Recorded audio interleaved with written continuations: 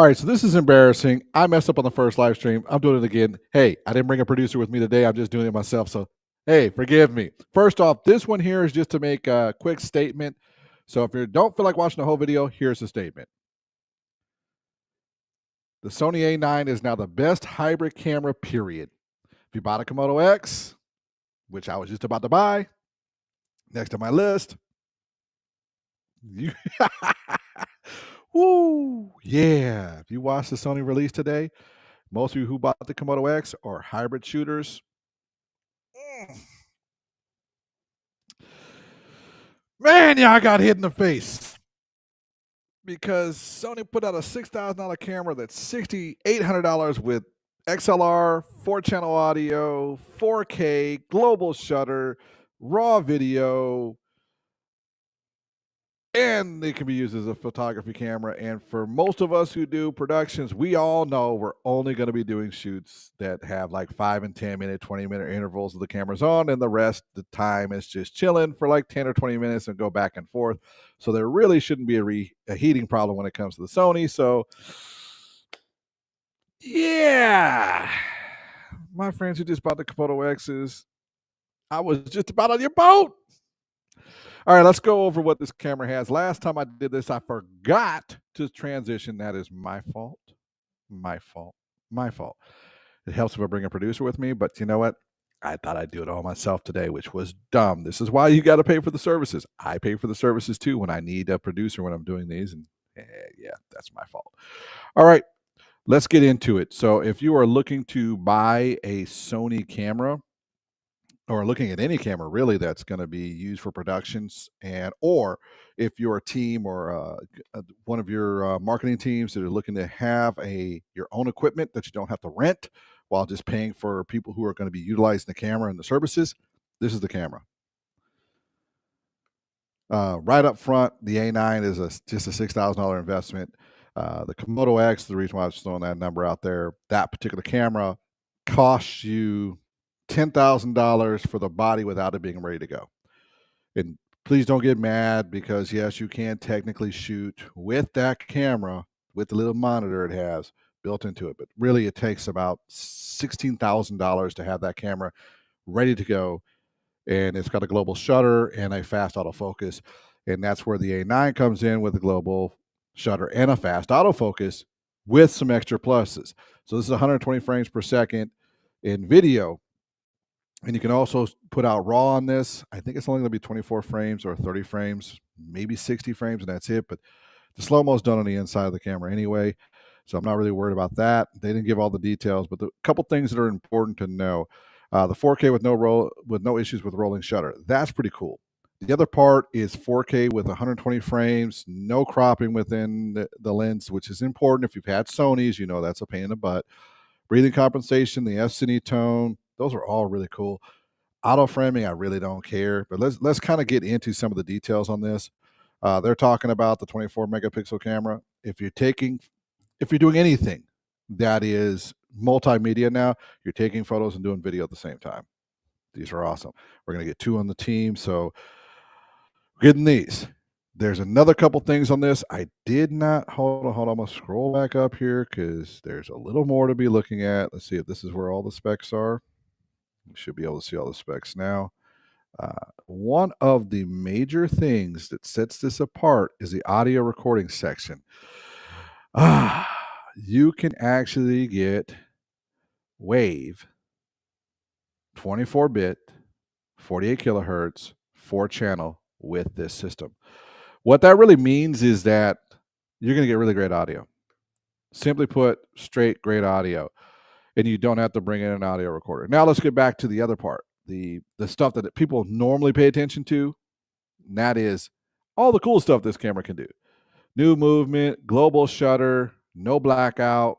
These are all of the photo sides of it. Rich, it's pretty awesome. I mean, we're doing stuff on golf courses. We're going to definitely need these. But the ability to take an awesome video and an awesome photo at the exact same time is going to set us apart, because we're going to have somebody who is doing some slow-mo and they're going to catch that club or that bat just perfect, and we're going to do the same thing on the photo side. It just sets up so many great options.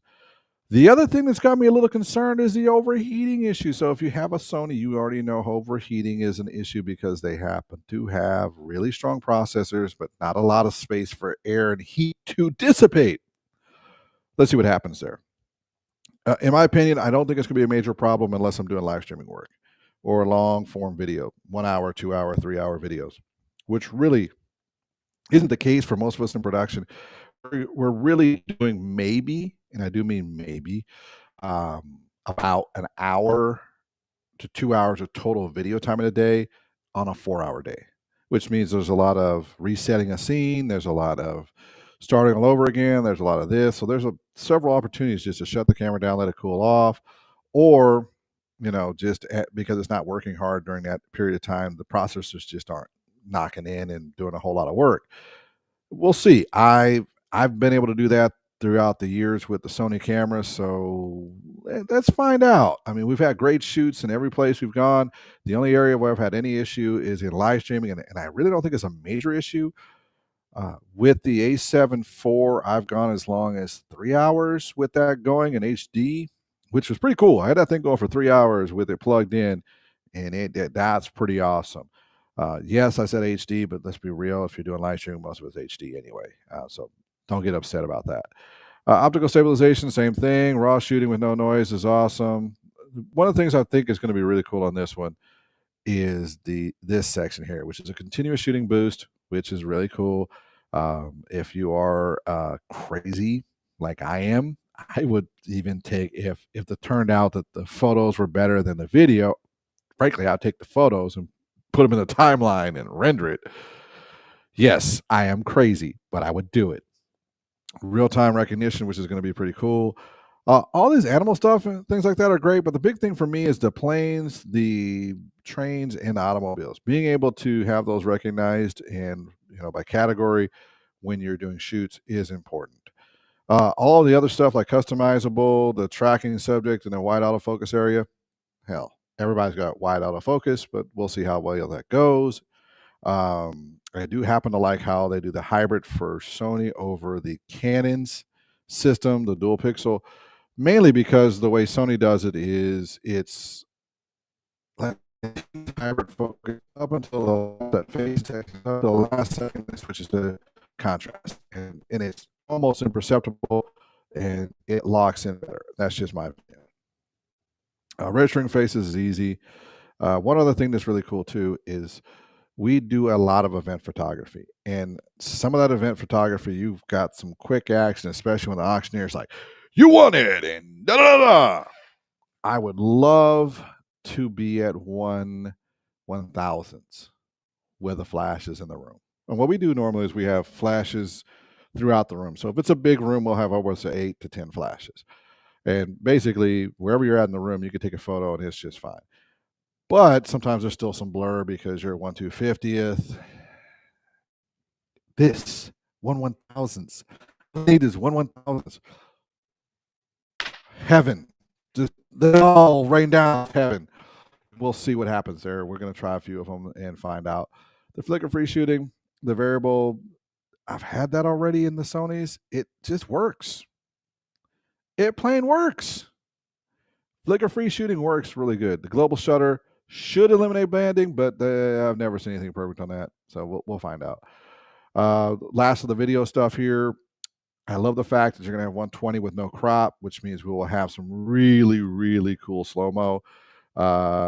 It is a 6K sensor, and it is going down to 4K. So let's see how that works. I'm going to reserve that. S&E tone is easy to work with. If you've ever worked with S&E tone, it is by far the easiest. Straight up, out the box, color tones, adjustments, everything flat easy. It does lean more towards don't blow out your shadows type thing. Don't mess those up. But the rest, you can just kind of do whatever you want. It's easy to work with.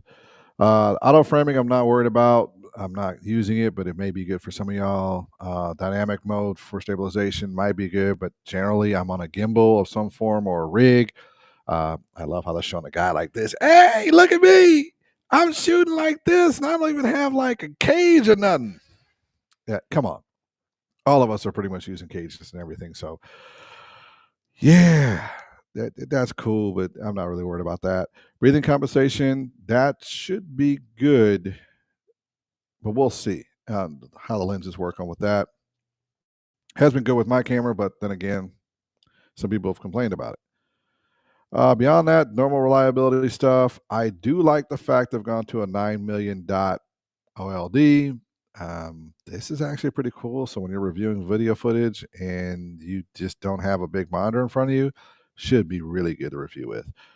The front custom button, that's awesome. It's supposed to be for like the switching to the 120 frame from 24 frames, whatever it is.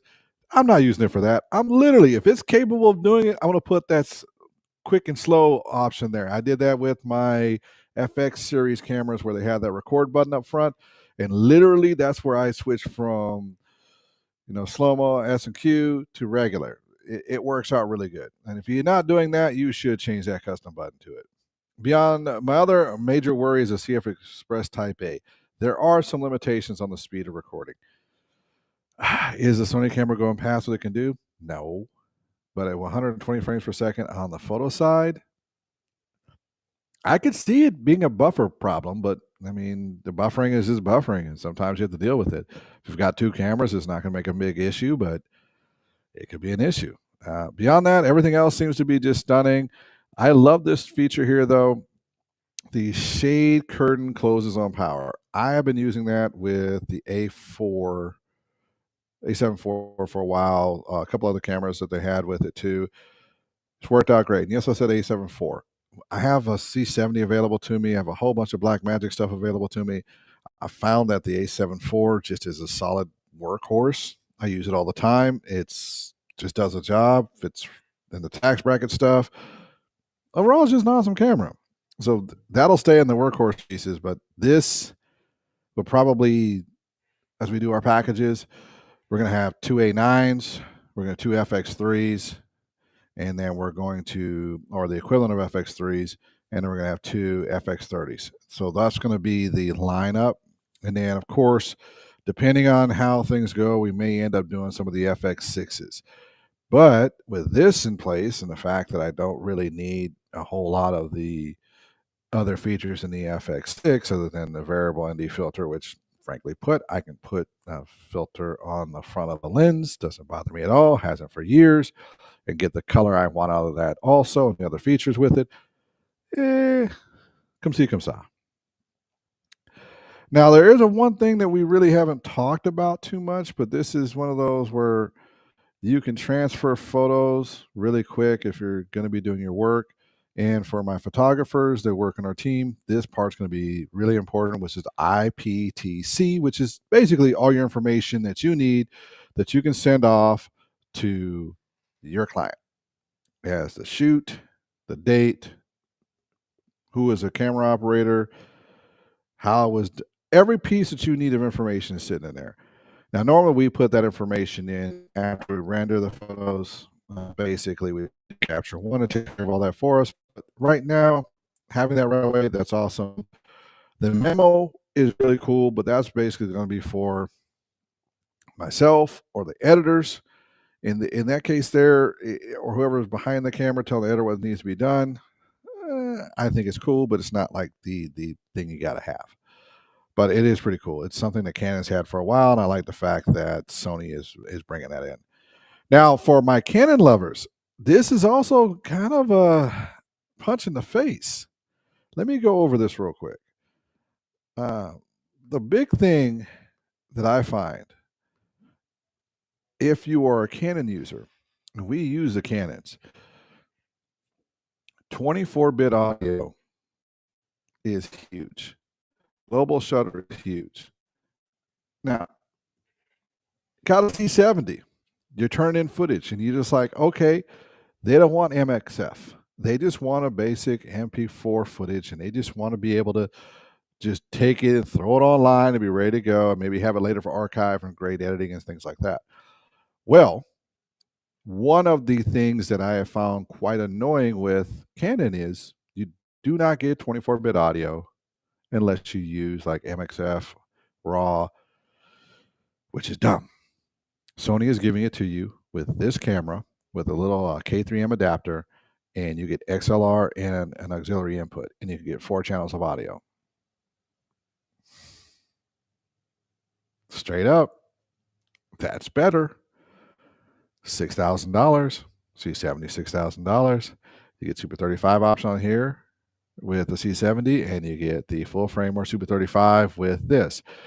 Which camera can last longer on a shoot? Probably the C70 because it's designed to go for 6, 7, 8, 9, 10 hours.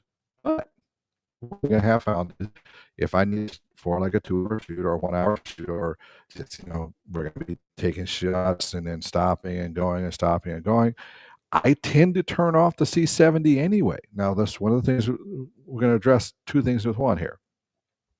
The C70 is battery hungry like you would not believe. Sony is battery hungry like you wouldn't believe.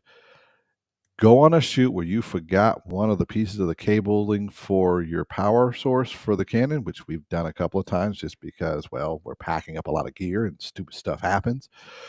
Yeah, you run out of batteries, you're toast. I mean, you're toast. Sony, just get a PD charger from any place, plug it into the USB-C, and you're ready to go.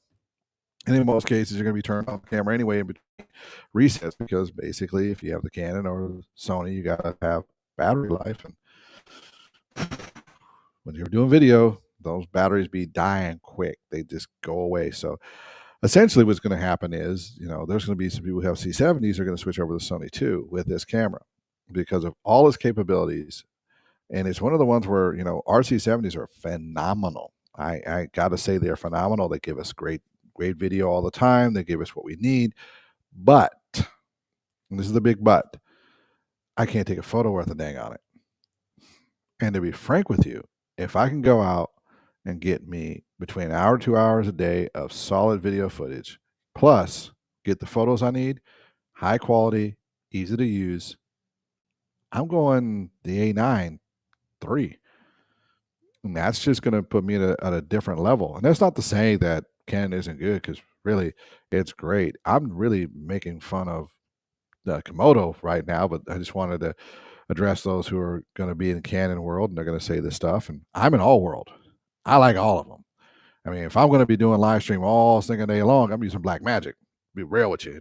That's a Blackmagic day. That's all day, every day. I'm going to be on Blackmagic. Long shoots going through. I'm going to be using a television HD studio. Ooh, we're going to have a nice day. And then if we're talking like we're doing cinema shoot for the day, toss up a coin. I'll pick one of the 3. They work for me. I just happen to like Sony. It works really good, and I have to use less equipment. But overall, throw them up. Let's do it. I'll use Blackmagic. I will use Sony. I will use Canon. They're all really good for that. But if I have a day where I've got to bring out the least amount of equipment with the most possibility, with the least amount of headaches, it's going to be the A9 III. And that's saying a lot, because that just means I'm bringing a monitor. I'm bringing a few batteries with me. I'm bringing a PD charger. I might even bring a portable electric generator, and that's all I need. That's it. I'm out there. I'm all day long. We're going to do some shooting. We're going to get some photo. We're going to get some video. We're going to bring out 2 cameras, and we're going to go.